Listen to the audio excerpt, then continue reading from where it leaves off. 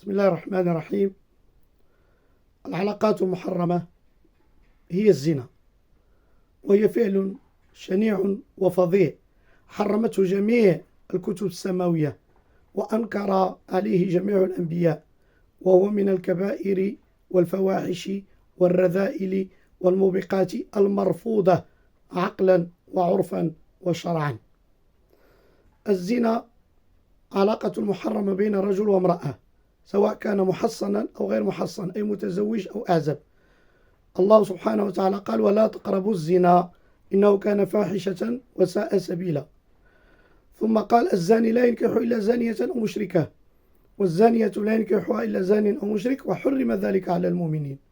اتقوا الله في بنات المسلمين، واتقوا الله يا بنات المسلمين في أبناء المسلمين، واعلموا أن الزنا دين، فاتقوا الله.